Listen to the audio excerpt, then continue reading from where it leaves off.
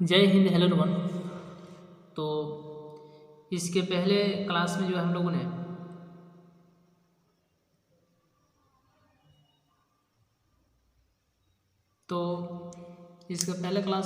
ने भाग 4 तक देख लिए थे। आइए अब यहाँ से जो है भाग 5 को हम लोग स्टार्ट करते हैं। यह जो है भाग 5 है। क्या है कि गाड़ी से जाते लहना लेट गया, वजीरा पानी पिला दे और मेरा कमर बंद खोल दे, तर हो रहा है।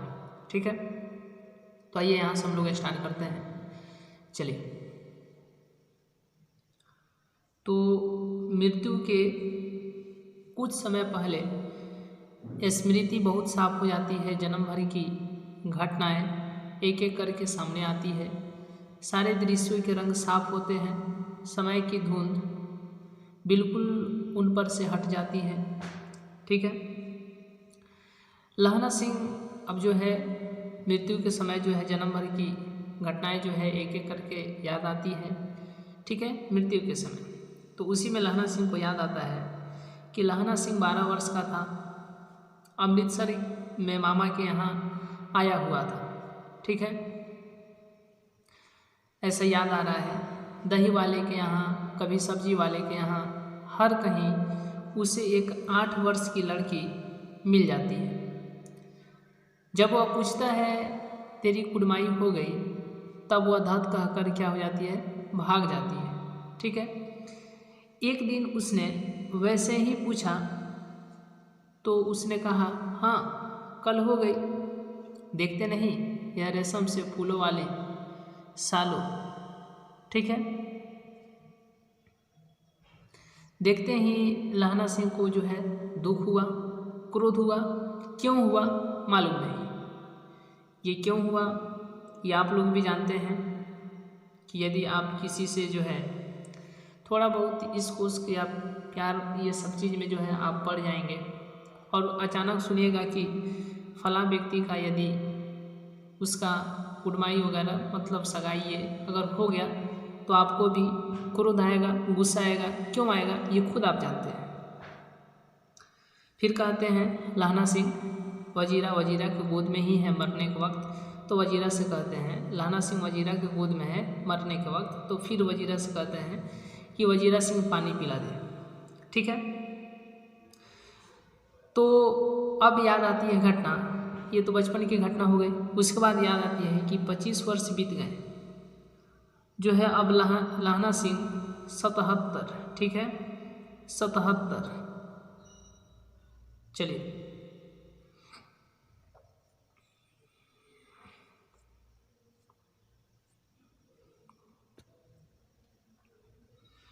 पच्चीस वर्ष बीत गए। अब लहना सिंह 77 राइफल्स में जमादार हो गया। उस 8 वर्ष की कन्या का ध्यान ही न रहा, न मालूम वह कभी मिली थी या नहीं। 7 दिन छुट्टी लेकर जमीन के मुकदमे की पैरवी करने वह अपने घर गया। ठीक है, वहाँ रेजिमेंट के अफसर की चिट्ठी मिली कि फौज जो है लाम पर जा रही है, फौरन चले आओ। साथ ही सूबेदार हजारा सिंह की चिट्ठी मिली कि मैं और बोधा भी लाम पर जाते हैं, मतलब जा रहे हैं। लौटते हुए लहना सिंह तुम हमारे घर होते हुए जाना। ठीक है, साथ ही चलेंगे। सूबेदार का गांव रास्ते में पड़ता था और सूबेदार उसे बहुत चाहता था लहना सिंह को। और लहना सिंह सूबेदार के यहाँ पहुँचा। लाम पर जाते समय जब चलने लगे तब सूबेदार बेढ़े में से निकल कर आया और बोला लहना, सूबेदारनी तुमको जानती है और बुलाती है, जा एक बार मिल आ। लहना सिंह भीतर पहुंचा। सूबेदारनी मुझे जानती है? लहना सिंह पूछा कि सूबेदारनी मुझे कैसे जानती है और कब से जानती है? रेजिमेंट के क्वार्टरों में तो कभी सूबेदार के घर के लोग रहे नहीं, फिर हमें सूबेदारनी कैसे जानती है? दरवाजे पर जाकर माथा टेकना कहा। लहाना सिंह जाकर के माथा टेका, मतलब सलाम प्रणाम ये किया, नमस्कार किया। आशीष सुनी, लहाना सिंह चुप। मुझे पहचाना, लहाना सिंह कह रहा है कि मुझे ये लहाना सिंह चुप। तब वो कहती है मुझे पहचाना? तो लहाना सिंह कहता है नहीं। लहाना सिंह क्या कहता है? नहीं। तब वो याद दिलाती है कि तेरी कुड़माई हो गई, धत कल हो गई, देखते नहीं रेशमी बूटों वाले सालू अमृतसर में, याद आ रहा है लहाना सिंह? ये बात जो है सूबेदार ने बोली। भावों की टकराहट से मूर्छा खुली, बात खुली, करवट बदली, पसली का घाव बह निकला। ठीक है, मतलब यहाँ पर इसके गोद में, लहाना सिंह के गोद में, वजीरा पानी पीला उसने कहा था। वजीरा सिंह से लहाना सिंह कह रहा है कि उसने कहा था लहाना सिंह पानी पीला, क्योंकि लहाना सिंह तो अपने मृत्यु के करीब है और वजीरा सिंह के गोद में है, तो ये सब बातें याद आ रही हैं। ठीक है, आइए आगे हम लोग बात करते हैं।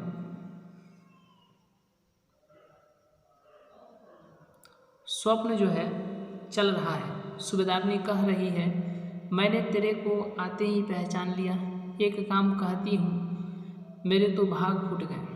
सरकार ने बहादुरी का खिताब दिया है, लायलपुर में ज़मीन दी है, आज नमक हलाली का मौका आया है, पर सरकार ने हम तीमियों की एक घंघरिया पलटन क्यों न बना दी, जो मैं भी सूबेदार जी के साथ चली जाती। एक बेटा है, ठीक है,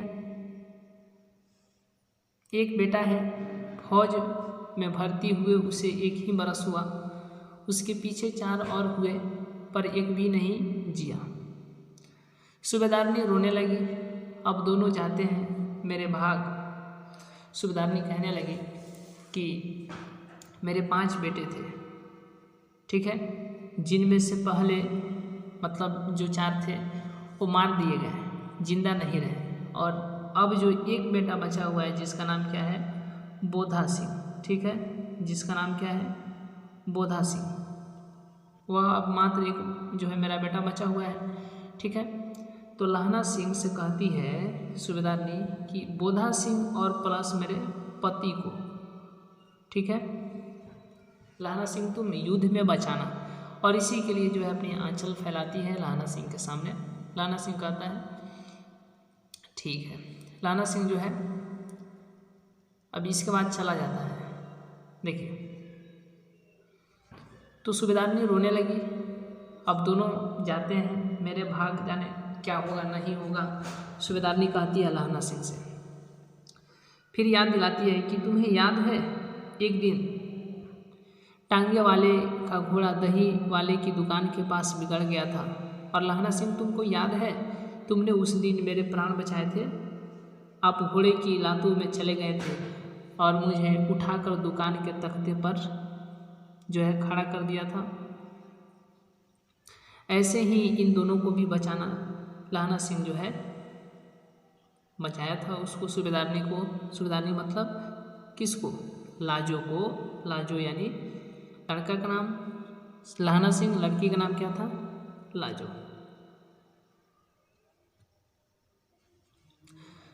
तो इन दोनों को भी बचाना, यह मेरी प्रार्थना, यह मेरी भिक्षा है तुम्हारे सामने। किसके सामने? लहाना सिंह के सामने। तुम्हारे आगे आंचल पसारती हूँ। कौन बोली ये बात? ये बोली सूबेदारनी, सूबेदार की पत्नी सूबेदारनी। ठीक है, मतलब वही छोटी लड़की थी जो अमृतसर में मिला करती थी, लाजो। ठीक है, 8 साल की जो थी, और लहाना सिंह तब 12 साल का था। रोती रोती सूबेदारनी ओबरी में चली गई, घर में चली गई। लहाना भी आंसू पोंछता हुआ बाहर आया। ठीक है, फिर ये किसके गोद में है? लहाना सिंह, वजीरा सिंह के। फिर कहता है वजीरा सिंह से, वजीरा सिंह पानी पिला उसने कहा था। किसने कहा था? तो वही छोटी लड़की, मतलब सूबेदारनी जो अब बन गई है सूबेदार की पत्नी। आइए आगे हम लोग देखते हैं।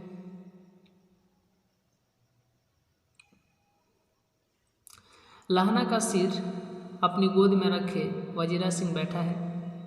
जब मांगता है तब पानी पिला देता है। आध घंटे तक लहाना चुप रहा, फिर बोला कौन? किरत सिंह। लहाना सिंह बोला कौन? अपने से बोला कौन? किरत सिंह। तो वजीरा सिंह कुछ नहीं समझ पाए, लेकिन वजीरा सिंह के गोद में ही थे लाना सिंह, तो इसलिए वजीरा सिंह बोले हाँ हाँ हाँ।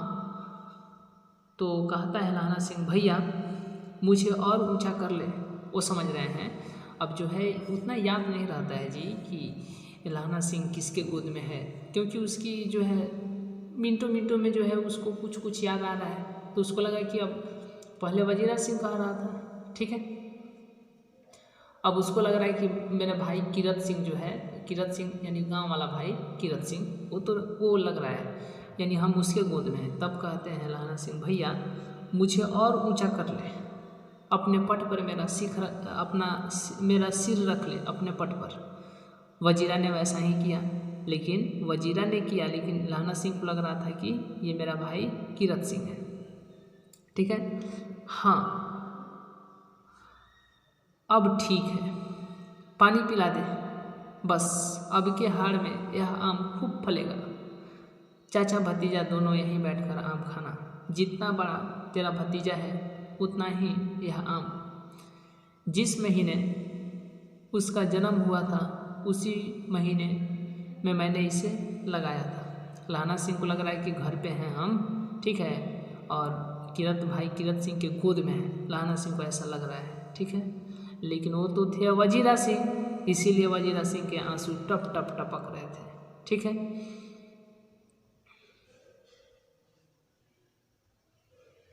चलिए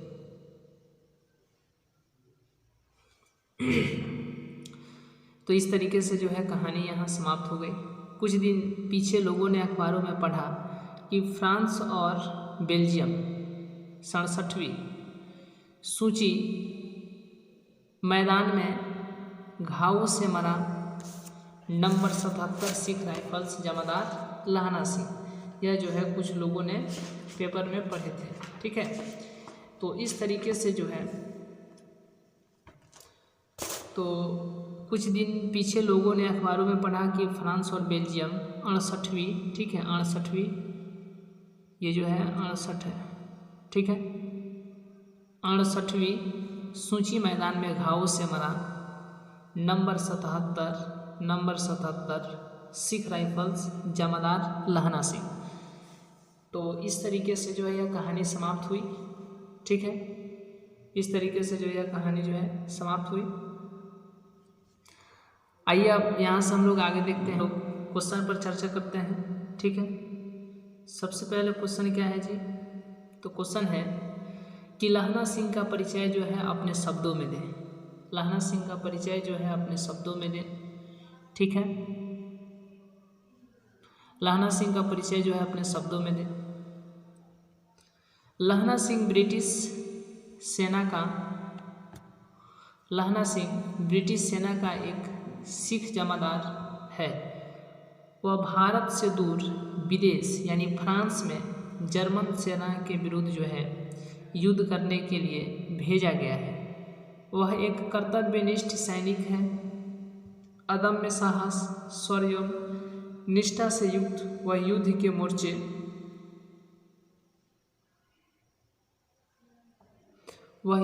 मोर्चे पर डटा हुआ है। विषम परिस्थितियों में भी कभी वह हतोत्साहित नहीं होता है, घबराता नहीं है। वह अपने प्राणों की परवाह किए बिना वह युद्ध भूमि में खंदकों में रात दिन पूर्ण तन्मयता के साथ कार्यरत रहता है। कई दिनों तक खंदक में बैठकर निगरानी करते हुए जब वह ऊब जाता है तो एक दिन वह अपने सूबेदार से कहता है कि यहाँ के इस कार्य यानी ड्यूटी से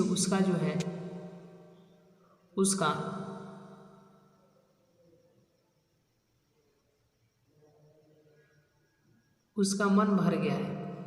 ऐसी निष्क्रियता से वह अपनी क्षमता का प्रदर्शन नहीं कर पा रहा है।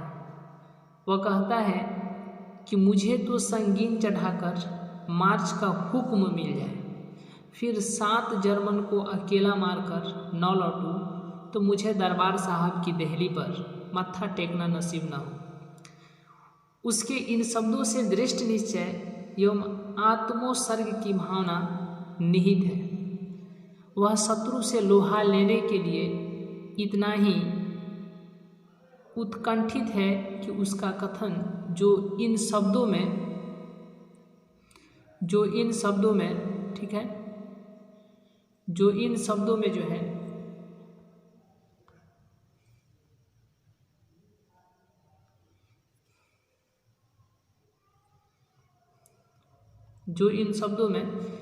ठीक है प्रकट होता है।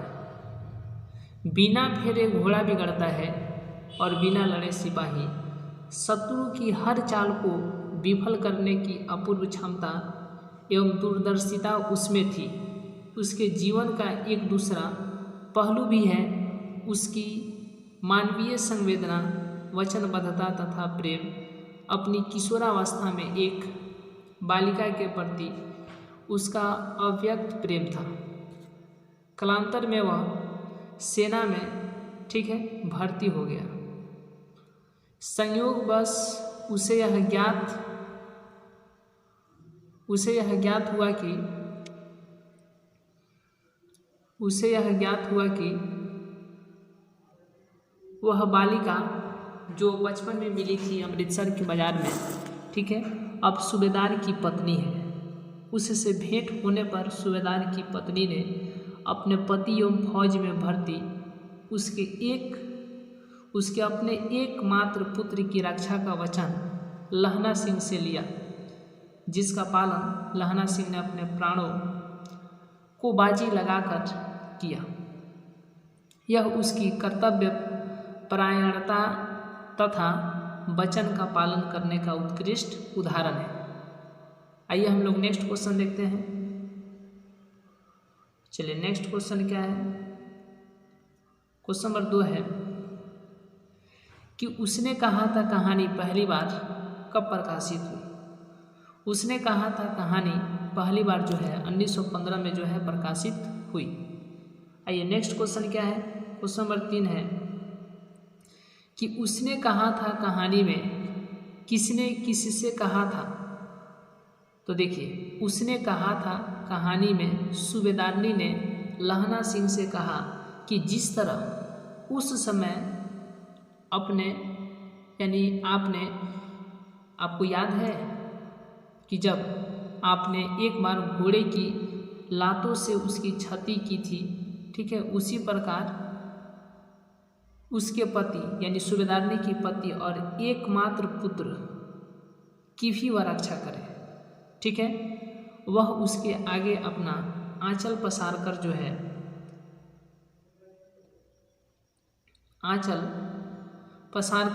भिक्षा मांगती है। यह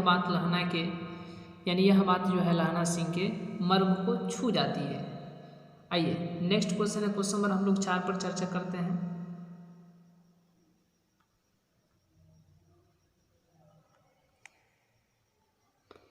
क्वेश्चन नंबर 4 है कि कहानी का शीर्षक उसने कहा था सबसे सटीक शीर्षक है।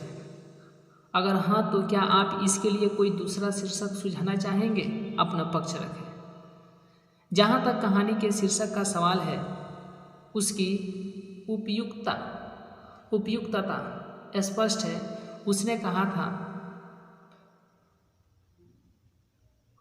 कहा था सूबेदारनी की बातें जहाँ स्वयं सूबेदारनी के चरित्र को उजागर करती है, वहीं लहना सिंह के चरित्र में भी महत्वपूर्ण मोड़ लाने वाली साबित होती है। सूबेदारनी की बातें ही उनके बीच के संबंधों को भी उजागर करती है, जो कहानी का मुख्य प्रतिपाद है।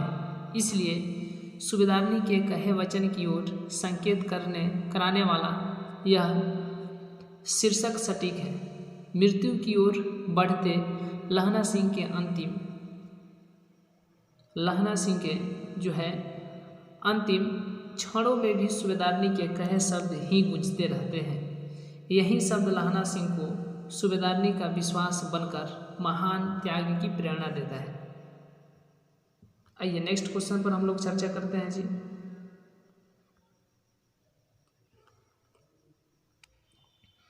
नेक्स्ट क्वेश्चन है, क्वेश्चन नंबर 5 है कि उसने कहा था कहानी का केंद्रीय भाव क्या है, वर्णन करें।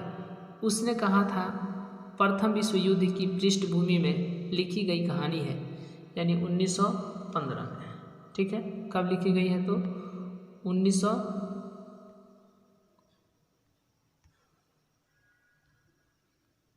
कब लिखी गई है 1915 में। ठीक है, कब 1915 में लिखी गई है कहानी है।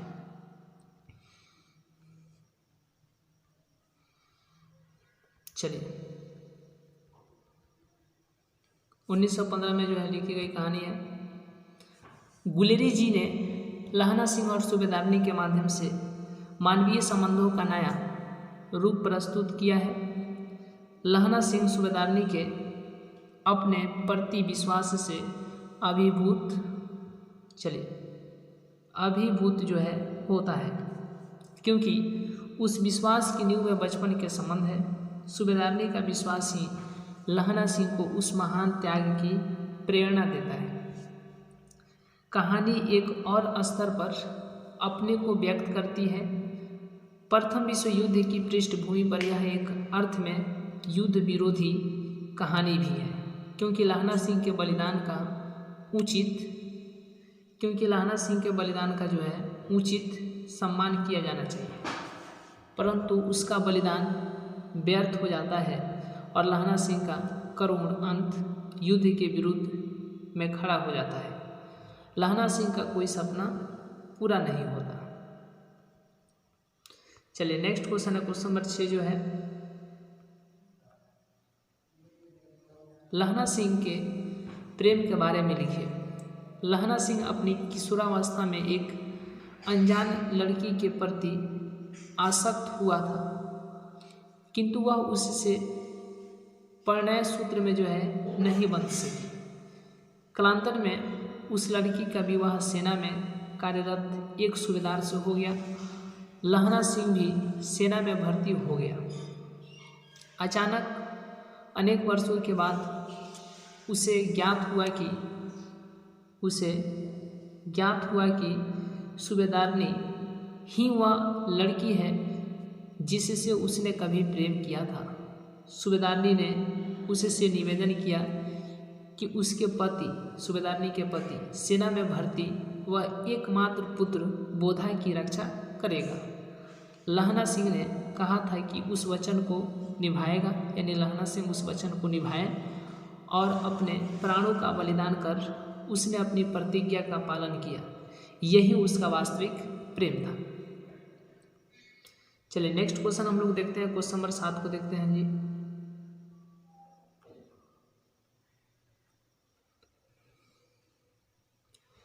क्वेश्चन नंबर 7 है कि उसने कहा था कहानी कितने भागों में बटी हुई है। कहानी के कितने भागों में जो है युद्ध का वर्णन है। उसने कहा था कहानी 5 भागों में बटी हुई है। इस पूरी कहानी में 3 भागों में युद्ध का वर्णन है। द्वितीय भाग में, तृतीय भाग में तथा चतुर्थ भाग में जो है युद्ध के दृश्य हैं। पहले और 5वें भाग में युद्ध के दृश्य नहीं है। ठीक है, पहले और 5वें भाग में जो है युद्ध के दृश्य नहीं है। युद्ध का बात जो है दूसरा में है, तीसरा में है और चौथा में है। ठीक है,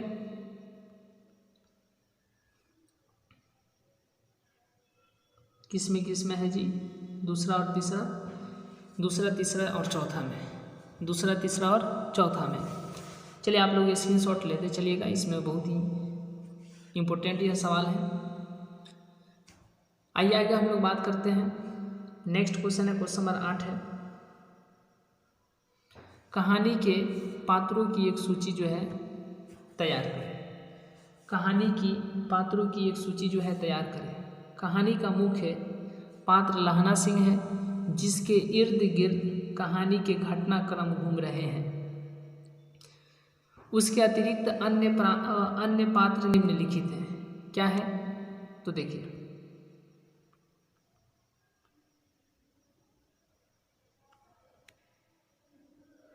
कौन कौन मुख्य पात्र हैं। तो एक में एक बालिका है, जिसकी भेंट कभी किशोरावस्था में लहना सिंह से हुई थी तथा कालांतर में उसका विवाह सूबेदार हजारा सिंह के साथ हुआ। दूसरा पात्र है लहना सिंह, कहानी का मुख्य पात्र है। तीसरा पात्र है हजारा सिंह, जो कि एक सूबेदार है। नेक्स्ट हम लोग बात करते हैं, चौथा पात्र है बोधा सिंह, हजारा सिंह का यह पुत्र है। पांचवा पात्र है लेफ्टिनेंट साहब, सेना का एक उच्च अधिकारी होते हैं लेफ्टिनेंट साहब, ठीक है। और छठा पात्र है वजीरा सिंह, जो कि एक सैनिक है। आइए अब इसके बाद हम लोग नेक्स्ट बात करते हैं,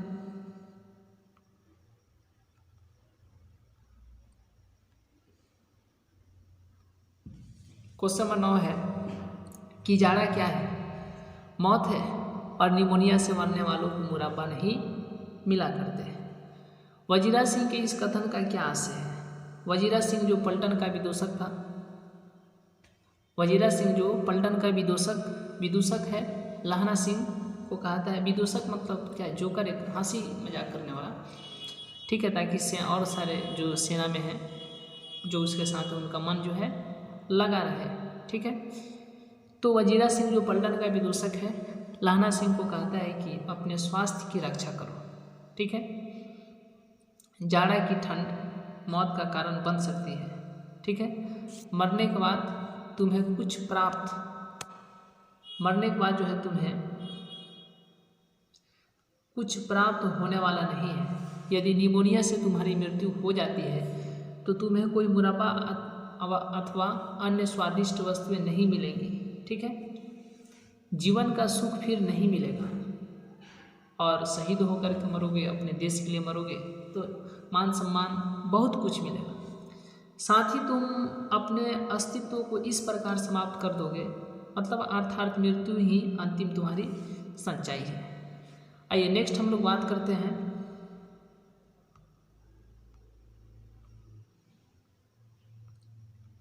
क्वेश्चन नंबर 10। क्वेश्चन नंबर 10 क्या है जी? कि कहती है तुम राजा हो, मेरे मुल्क को बचाने आए हो। वजीरा के इस कथन में किसकी ओर संकेत है? यह कथन उस देश, संभवतः फ्रांस की एक महिला का है। उसके बंगले के बगीचे में जब वजीरा सिंह अथवा उसके अन्य साथी जाते हैं तो वहाँ की मालकिन उक्त महिला इन लोगों को फल, दूध तथा अन्य भोज्य पदार्थ जो है बहुत ही प्रसन्न होकर देती है, खुश होकर, तथा उसके लिए जो है सैनिकों से पैसे नहीं लेती है, लहना सिंह वगैरह से पैसे नहीं लेती है। उसे इस बात की खुशी होती है कि उक्त सैनिक इस देश को जर्मन हमलावरों से रक्षा करने के लिए आए हुए हैं, अतः वह उन सैनिकों को अपना रक्षक मानकर उनका स्वागत सत्कार करने को जो है तत्पर रहती है। आइए नेक्स्ट हम लोग बात करते हैं,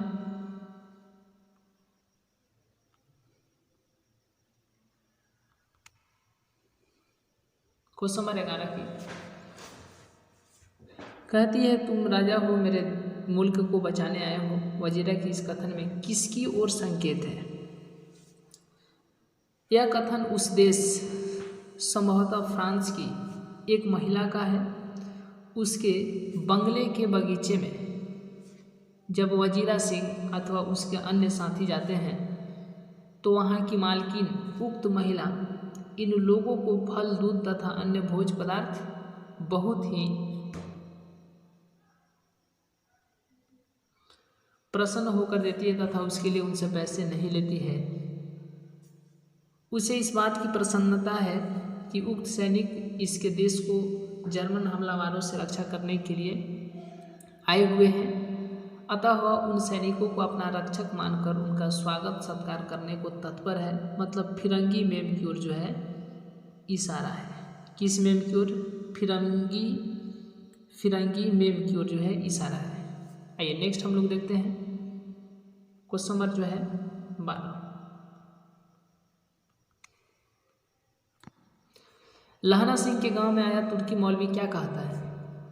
लहना के गांव में एक तुर्की मौलवी पहुंचकर वहां के लोगों को जो है प्रलोभित करता है, लालच देता है।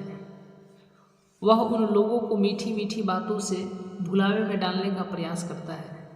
वह गांव वालों को कहता है कि जब जर्मन शासन आएगा तो तुम लोगों के सारे कष्ट दूर हो जाएंगे, तुम लोग सुख चैन की बंसी बजाओगे, तुम्हारी सारी आवश्यकताएं पूरी हो जाएंगी। और साथ ही साथ बच्चे होने की ताबीज भी बांटता था। ठीक है, लोगों को भड़काता था कि सरकार की राज जाने वाली है, आप लोग जो भी डाक खाने में पैसे वगैरह जमा किए हैं वह जल्दी निकाल लें, क्योंकि सरकार का राज जाने वाली है, जिससे आपके सारे के सारे पैसे नुकसान हो जाएंगे। यहाँ तक कि एक डाक बाबू है, याद रखिएगा, डाक बाबू पोलहूराम, क्वेश्चन पूछेगा पोलहूराम, वो भी क्या हो जाते हैं जी, तो डर जाते हैं। पोलहूराम भी क्या हो जाते हैं, डर जाते हैं।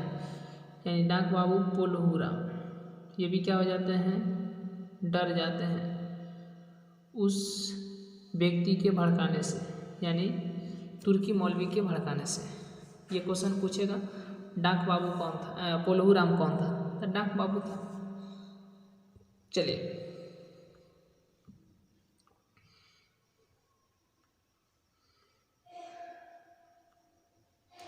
नेक्स्ट क्वेश्चन हम लोग देखते हैं।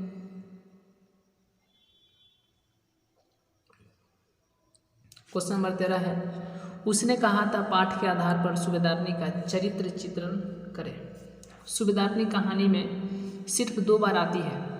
सूबेदारनी कहानी में सिर्फ 2 बार आती है, एक बार कहानी के आरंभ में ही, ठीक है, और दूसरी बार कहानी के अंतिम भाग में।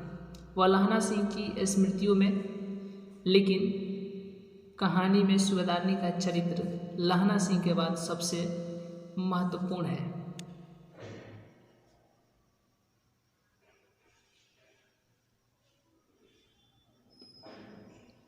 सबसे महत्वपूर्ण चरित्र है। उससे पहली मुलाकात 8 वर्ष की बालिका के रूप में होती है लहना सिंह से, जो अपने ही हम उम्र लड़के के मजाक से जो है लजाती है, लेकिन उसके व्यक्तित्व में पहला परिवर्तन ही हमें तब नज़र आता है लहना सिंह के इस प्रश्न के जवाब में कि तेरी कुड़माई हो गई। और जब वह यह कहती है कि हाँ हो गई, देखते नहीं रेशम से कढ़ा हुआ सालू, उसका इतना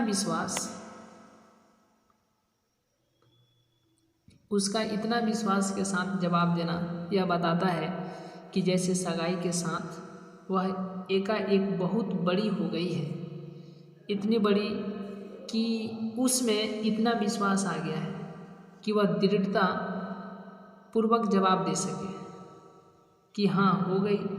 जाहिर है विश्वास की यह अभिव्यक्ति जो है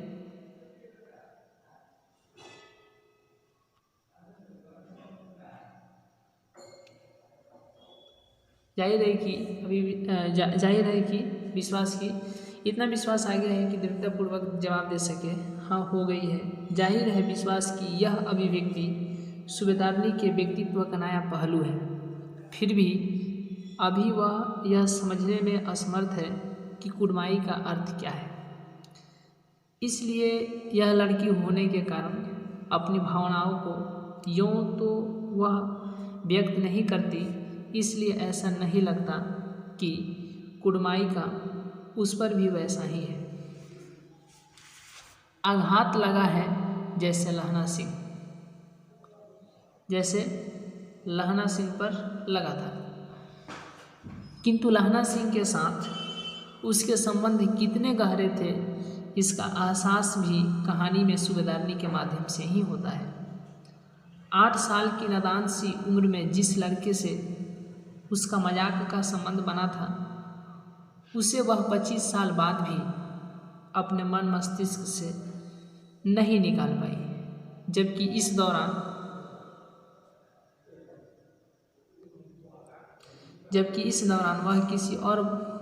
वह किसी और की पत्नी बन चुकी थी।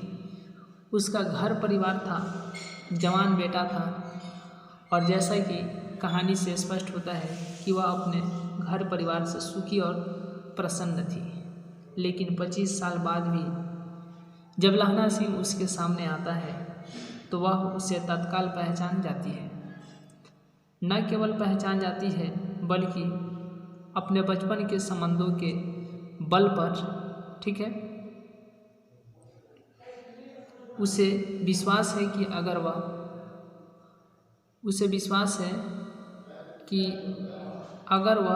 लहना सिंह को कुछ करने को, ठीक है,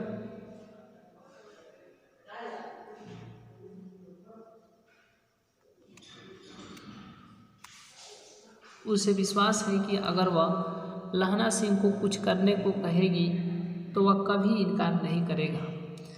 निश्चय ही यह विश्वास उसके अंदर लहना सिंह के व्यक्तित्व से नहीं पैदा हुआ, बल्कि यह स्वयं उसके मन में लहना सिंह के प्रति जो भावना थी उससे पैदा हुआ था। लहना सिंह के प्रति उसके अंतर्मन में बसी लगाव की भावना का इस तरह 25 साल बाद भी जिंदा रहना सूबेदारनी के व्यक्तित्व को नया निखार, ठीक है, नया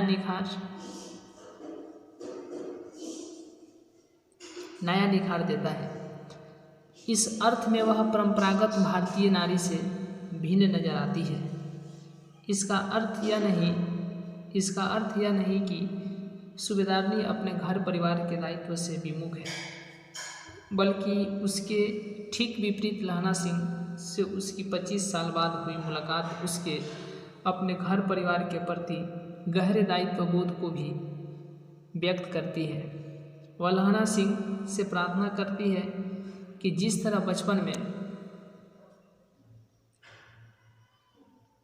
बचपन में उसने तांगे से उसे बचाया था, उसी तरह अब उसके पति और पुत्र के प्राणों की भी रक्षा करे। इस तरह उसमें अपने पति और पुत्र के प्रति प्रेम और कर्तव्य की भावना भी है।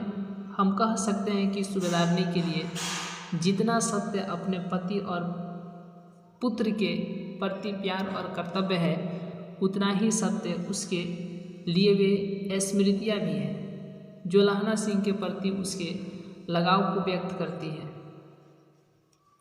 उसके चरित्र के 2 पहलू हैं और इनसे ही उसका चरित्र जो है महत्वपूर्ण है। आइए हम लोग नेक्स्ट क्वेश्चन नंबर 14 की बात करते हैं।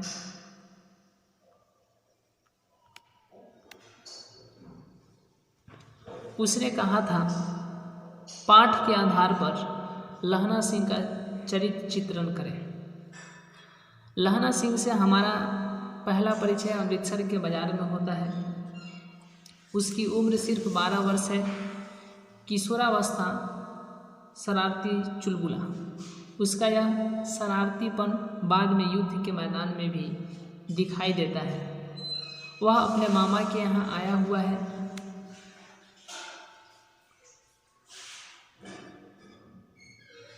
वह अपने मामा के यहाँ आया हुआ है। वही बाजार में उसकी मुलाकात 8 वर्ष की एक लड़की से होती है।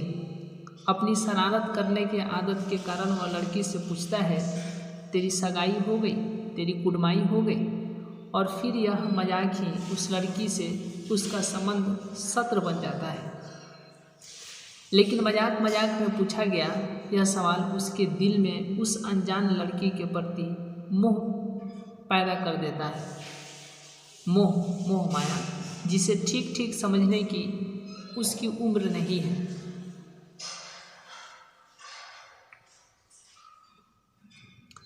लेकिन जब लड़की बताती है कि हाँ उसकी सगाई हो गई है तो उसके हृदय को आघात लगता है। शायद उस लड़की के प्रति उसका लगाव इस खबर को सहन नहीं कर पाता है और अपना गुस्सा दूसरों पर निकालता है। लहना सिंह के चरित्र का यह पक्ष अत्यंत महत्वपूर्ण तो है लेकिन असामान्य नहीं। लड़की के प्रति लहना सिंह का सारा व्यवहार बालकोचित, लड़की के प्रति उसका मोह लगातार एक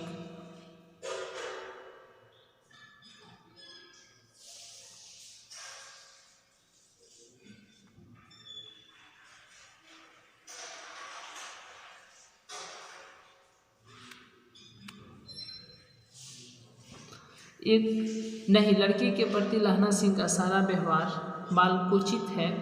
लड़की के प्रति उसका मोह लगातार 1 माह तक मिलने जुलने से पैदा हुआ है और यह एक स्वाभाविक प्रक्रिया है।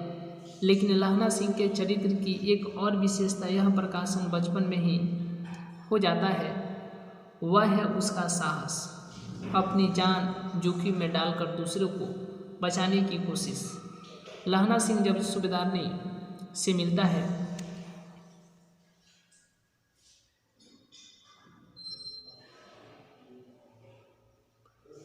तो वह बताती है कि किस तरह एक बार उसने उसे तांगे के नीचे आने से बचाया था और इसके लिए वह स्वयं घोड़े के आगे चला गया था। इस तरह लहना सिंह के चरित्र के ये दोनों पक्ष आगे कहानी में उसके व्यक्तित्व को निर्धारित करने में मुख्य भूमिका निभाते हैं। एक अनजान बालिका के प्रति मन में पैदा हुआ स्नेह भाव और दूसरा उसका साहस।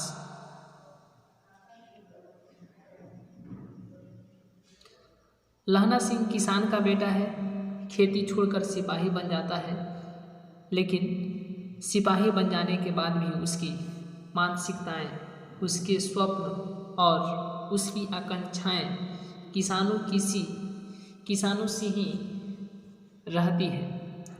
सेना में वह मामूली सिपाही है, जमादार के पद पर, लेकिन वहाँ भी किसानी जीवन की समस्याएं उसका पीछा नहीं छोड़ती। वह छुट्टी लेकर अपने गांव जाता है जमीन के किसी मुकदमे की पैरवी के लिए। कहानीकार संकेत नहीं देता है कि लहना सिंह विवाहित है या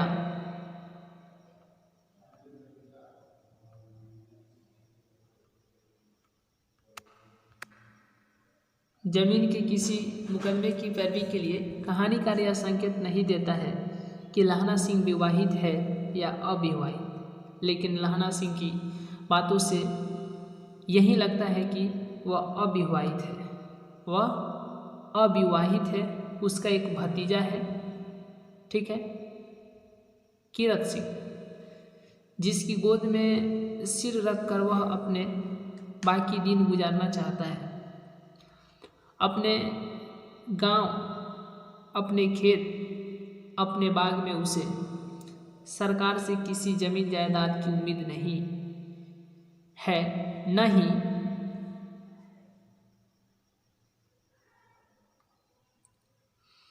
ही खिताब की। एक साधारण जिंदगी जी रहा है, उतना ही साधारण जितना कि किसी भी किसान या सिपाही की हो सकती है। उस लड़की की स्मृति भी समय की परतों के नीचे दब चुकी है, जिससे उसने कभी पूछा था कि तेरी कुड़माई हो गई। लेकिन उसके साधारण जीवन में जबरदस्त मोड़ आता है।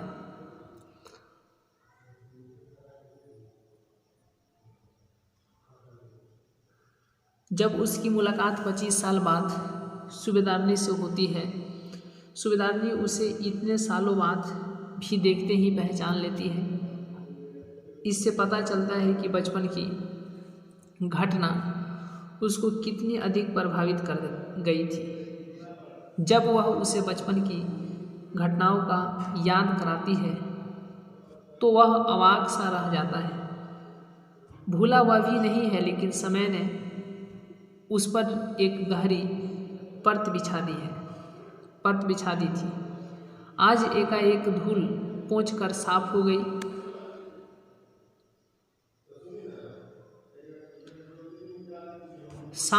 है। सूबेदारनी ने बचपन के उन संबंधों को अब तक अपने मन में जिलाए रखा।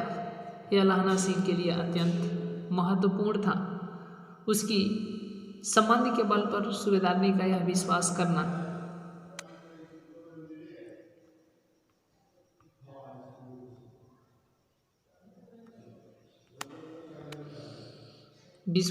था कि उसी संबंध के बल पर सूबेदारनी का यह विश्वास करना कि लहना सिंह उसकी बात टालेगा नहीं, ठीक है, टालेगा नहीं। लहना के लिए और भी विस्मयकारी था। वस्तुतः उसका लहना सिंह पर यह विश्वास ही बचपन के उन संबंधों की गहराई को व्यक्त करता है और इसी विश्वास की रक्षा करना लहना सिंह के जीवन की धुरी बन जाता है। लहना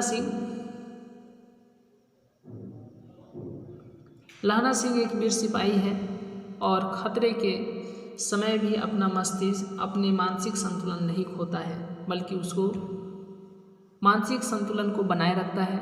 खंदक में पड़े पड़े उकताने से वह शत्रु पर आक्रमण बेहतर समझता है। उसकी कृषक मानसिकता प्रकट होती है, जो निकम्मेपन और उग से बेहतर तो लड़ते हुए अपनी जान दे देना समझता है।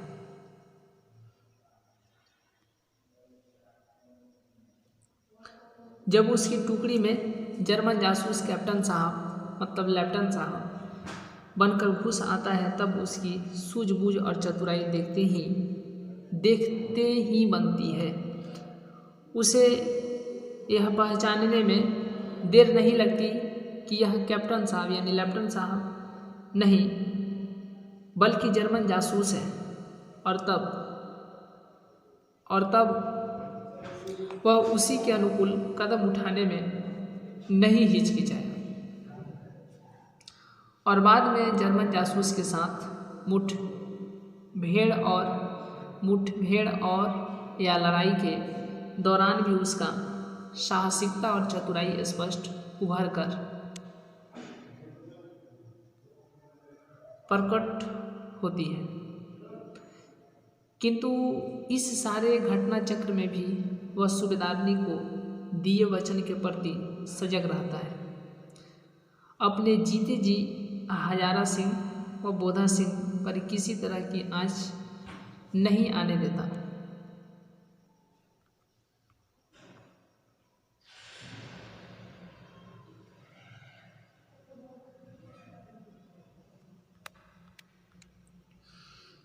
और बाद में उस जर्मन जासूस के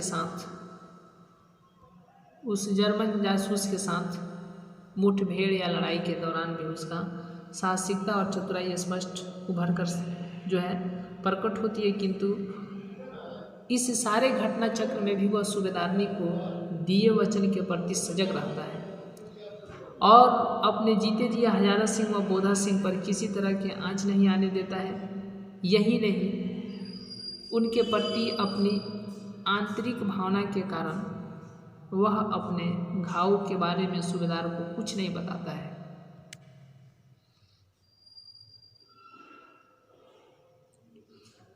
पसलियों में लगी गोली उसके लिए प्राण घातक होती है और अंत में वह मर जाता है। लेकिन मृत्यु शैया पर उसकी नज़रों के आगे दो ही चीज़ें मंडराती है, एक सूबेदारनी का कहा वचन और उसका आम के बाग में कीरत सिंह के साथ आम खाना। सूबेदारनी के बचपन संबंधों के बल पर लहना सिंह पर जो भरोसा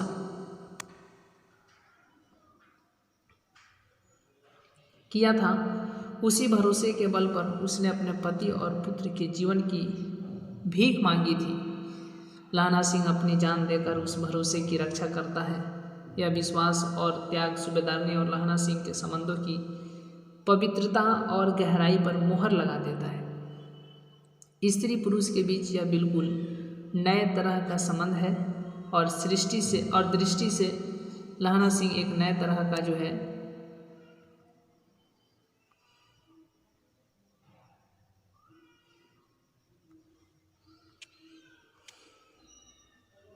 संबंध है और दृष्टि से लहना सिंह एक नए तरह का नायक है जो नए सूक्ष्म रूमानी मानवीय संबंधों की एक आदर्श मिसाल सामने रखता है। अपने व्यक्तित्व की उन ऊंचाइयों के बावजूद उसकी मृत्यु त्रासद कही जाएगी। उसकी चतुराई एवं उसकी साहसिकता, जिसके कारण जर्मनों को शिकस्त खानी पड़ी, इस योग्य भी नहीं समझी जाती कि कम से कम मृत्यु की सूचना में इतना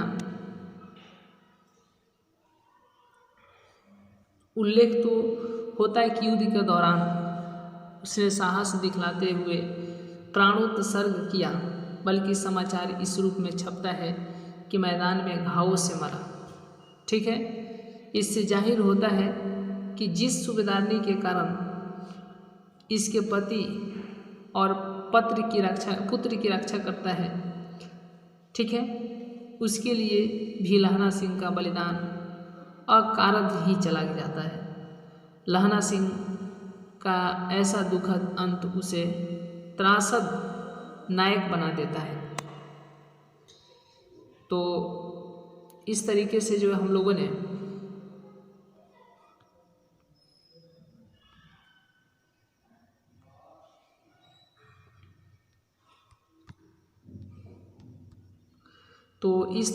हम लोगों ने पूरे पाठ को जो है समाप्त किए। ठीक है, क्या क्या, तो कहानी पढ़े और इसके प्रश्नों को भी, लघुत्तरीय और दीर्घोत्तरीय प्रश्नों को भी जो है कवर किए। तो अगले क्लास में जो हम लोग ऑब्जेक्टिव को कवर करेंगे। आज का क्लास यहीं तक, मिलेंगे नेक्स्ट क्लास में, नेक्स्ट वीडियो में। तब तक के लिए बहुत बहुत धन्यवाद।